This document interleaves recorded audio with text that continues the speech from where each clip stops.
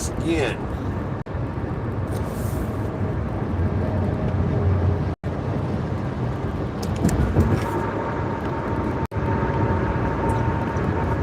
Give this a minute and see if anybody jumps on board.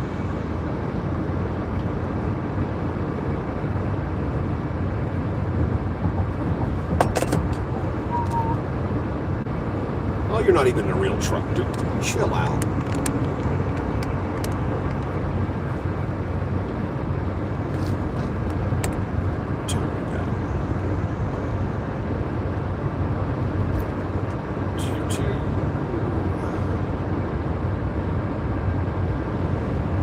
This is eastbound on 74 in Illinois right now.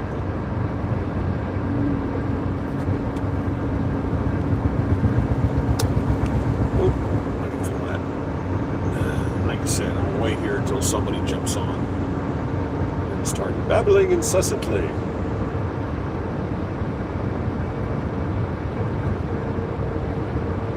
Closed. The sign says right lane closed 5 miles. Who gives somebody 5 miles warning on a closed something closed?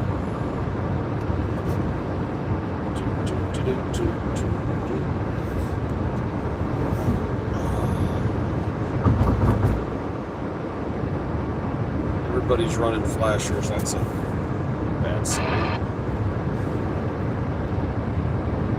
Stop traffic and flashing. Well, nobody's flashing, so we're not stopped. That is the message we are getting. I don't know if anybody can tell, but this is a different phone. I had to buy a phone this morning. From what I'm seeing right here, it looks like the video is better.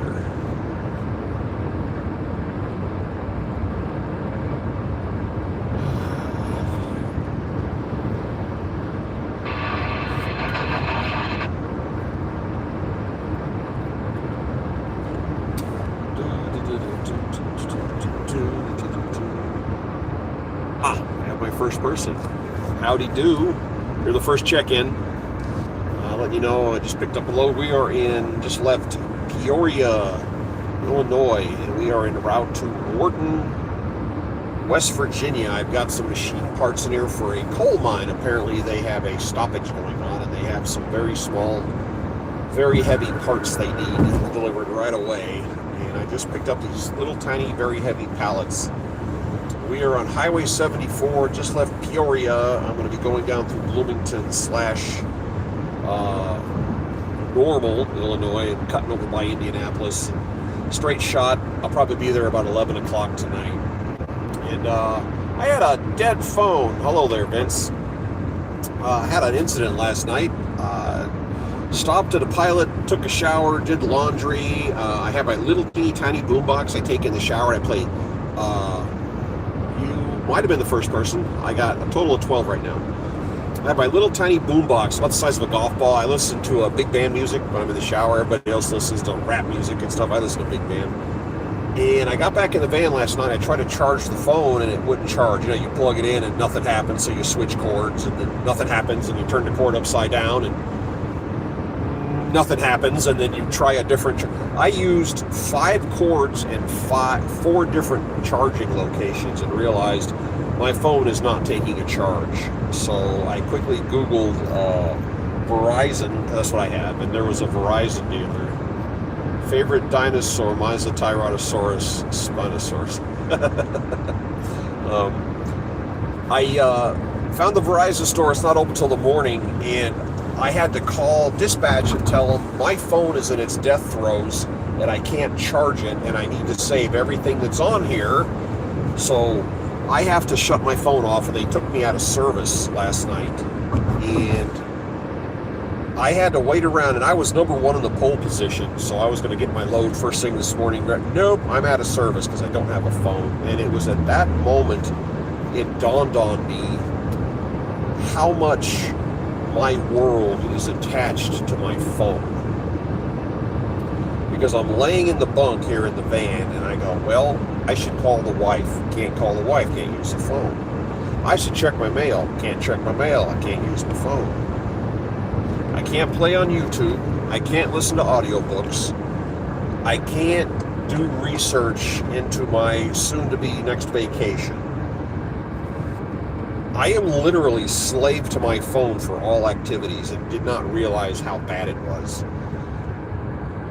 So this morning, and even with my phone not being used, it was losing power. I had it plugged in. I turned the phone completely off and I left it plugged in, and it was able to maintain 15% power through the night by being plugged in, turned off, and it showed a charge, getting a charge. So I said, okay, get up in the morning, and then I had to flip it on, Google the location of the Verizon store to put in the GPS here in the van so I could drive over there, and then shut it back off. And they opened at 9, so I spent an hour and a half outside, and again, I have nothing to do sitting there. Why? Because I can't use my phone. It's real frustrating. And they opened up at 9. I went and told the guy the problem. He looked at the phone. He said, it looks like your charge port is not healthy. And he plugged it in, and of course it didn't charge. But he ran a little scan. He said, yeah, your internals, the electronics are fried for whatever reason. I said, all right, give me a phone. I said, please download what's in there. I need all the stuff that's in there. And he goes, we're close. It was down to like 7%, and he was able to pull everything off the phone before it died. So I saved all my contacts, all my pictures, all my stuff, and I was like, oh, thank God.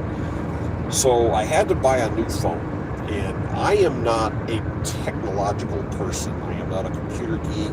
I hate learning new technology. I'm old, and when it comes to phones, I detest having to learn a new phone, and here we are. Phone. If anybody notices, is the video any better? Because this is it was a 2021 model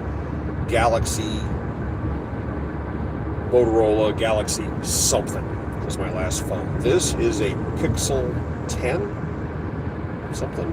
I don't know. I guess it's the latest thing. And apparently I was due for an upgrade because they didn't charge me for this. It's supposedly a $1,000 phone, but is anybody noticing, does it have a better picture? Because as I'm sitting here looking at it, actually looks a lot better. So the guy was able to extract everything off my phone and download it. He said it downloads, I didn't know this, it downloads from the cloud, but it doesn't just dump. It doesn't go, poof, here's all your stuff. It comes out and dribbles and drabs, and it takes upwards of 45 minutes for everything to appear. So he goes, as you're watching, more and more things will appear on here. The problem is, now you have to log back into everything you have on your phone. And I don't know about you, but I set passwords and just say, yeah, keep me logged in, and forget about it. So I had to go back and reset passwords on top of passwords next to passwords.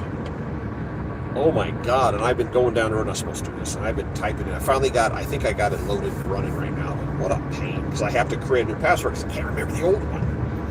So here I am going down the road. This is my first stream off of this. Again, the picture appears to be better. And this is just me talking. I don't know how you're seeing this or hearing this, but it looks better to me. The phone is physically smaller than my last one. But I got it up and running, so I think things are okay. We're moving forward. Like I said, I had to go up here to Peoria, Illinois, to pick up these machine parts, and now I'm strolling this direction to Wharton, West Virginia.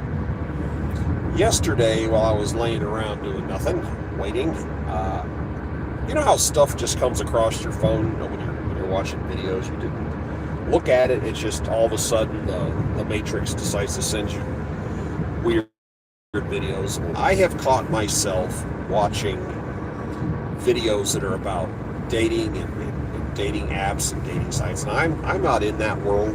I'm married, I'm good to go, and like I've told my wife, if she gets run over by a bus tomorrow, I'm not going to be dating, looking for anybody, because they don't make weirdos like her anymore, which is probably a good thing. And but I'm listening and I'm watching, and the gist of what I'm catching, because that's not a world I've been a part of in a long, long time. And what I am picking up on is guys are not really as interested in chasing women as they used to. And I think a lot of that has to do with the court systems, where women, a marriage is a contract, and women benefit from breaking the contract. So they say don't go into contract with somebody who benefits from breaking it, because they're going to take your stuff, take your money, and you're getting that towards those guys. So guys are starting to shy away from all of that. And then there's the phenomenon of these people, these women that like to go into the gym and they dress in the "hey everybody look at me" outfit, and then they put a camera on themselves, and if a guy has the audacity to turn around, do a 360 while he's working out, stand up, turn around, and his eyes happen to hit her on the way by, she runs over and gets mad at him for looking at her. I mean, it's kind of, yeah, okay. So for a while there, I was watching videos of women telling men to basically piss off. Don't talk to us, don't come around us, don't look at us, don't engage us, we don't want to hear from you, leave us alone. And these videos worked everywhere. And apparently it worked, because now women are saying, how come guys won't talk to us? How come guys don't hit on us? How come guys don't want to work with us? Well, it's what you instilled in guys. You got what you wanted, what's the problem?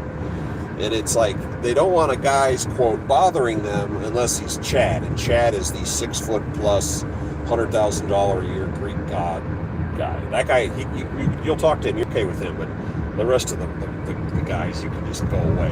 That's kind of what I picked up on. And as of late, I have again, it's a feed coming across my phone, which I don't even know how they got me there, but hold on a second. It's this thing where there's a line of women, and a guy comes out, and they're all the women are holding balloons with a pin to pop it, which is, I'm not interested, and there's no going back. And I don't know even whose site it is or whose page it is. It pops up, and I watch. You've got 7, 8, 10 women standing there, tall, short, skinny, fat, just all different varieties. Some guy walks out, and half the women pop their balloons based on the guy's appearance or something, and then they say, what do you like, what do you dislike, and they ask questions. It's kind of interesting. Okay, I saw one where one of the women was a transformer, as they call them, and the guy walked out, took one look at the transformer, whatever, popped his balloon for him, which I thought was funny. But I watched one where these guys come out and these women say, oh, I don't like the way his beard looks. I don't like the way he trims his eyebrows. I don't, you're just going, wow. And it's an interesting little show. And then just yesterday, I found the ultimate, and it is a woman who is a matchmaker. And guys don't go to matchmakers, women go to matchmakers. So these women call this lady and go, okay, I'm officially looking for a husband. She goes, okay, they join the service, and I guess there's some men on there somewhere, I don't know. And the woman's channel is the video, because they don't go in there physically, they do it, through Zoom or whatever. And this woman is describing the guy she's looking for. And then the woman's typing on her computer, and then she has a camera on her off to the side, so you're seeing kind of her reactions when they talk. And the woman that calls in, have you ever seen an Amish person, or a Mennonite, I guess is the other version, where it's a group of people, they dress in an outfit that was stylish like 150 years ago, and then they put their hair up in some kind of a bun, and they put a bonnet or something over it. You've seen these women before? Out here on the East Coast, they're kind of common, the Amish communities, and again, I don't know if I'm using the right word, but the Mennonite communities. And you see these females, and they're not attractive, they're not unattractive, they're just this neutral, you can go either way with it, I guess. They're not, whoa, what are you doing? Don't you pull out in front of me. I'll tell my mother.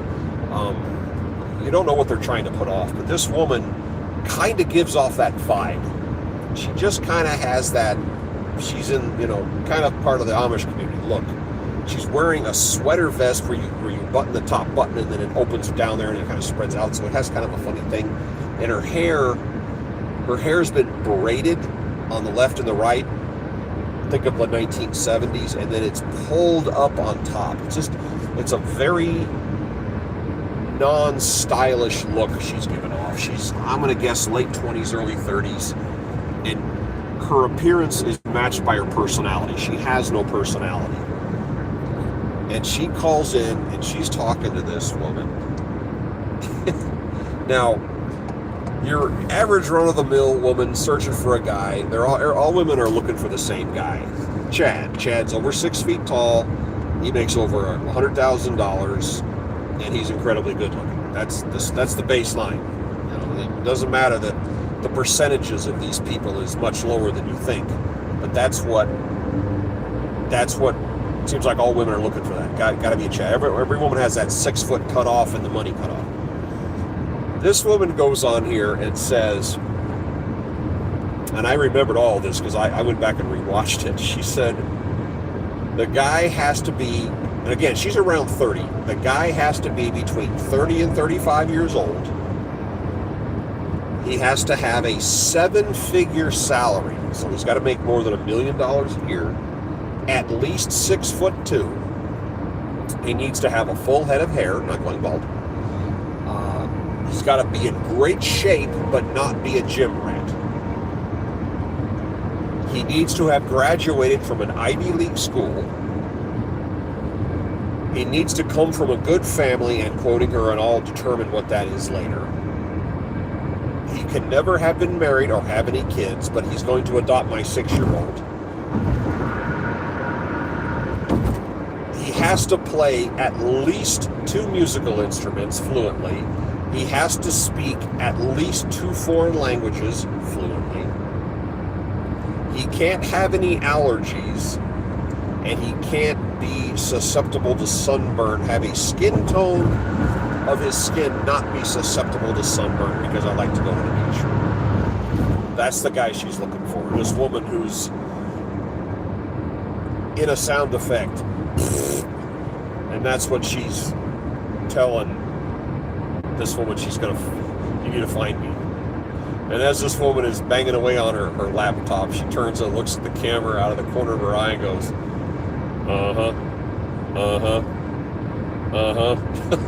she just keeps glancing at the camera. You know, and to take everything off the table, take this woman off the table, take the fact that that guy's got every woman in the world chasing him. That guy doesn't exist in any parallel universe that you're going to find all of those credentials. He doesn't exist. And if he did, I don't think this woman would be the object of his desire. I'm just saying it. But that's kind of where we're at in the dating world. The women are all holding out for super guy. And super guy doesn't really exist. But it seems that women are holding out for him, and they reject anybody that doesn't fit the mold. So guys kind of just gave up and said, all right, we're done.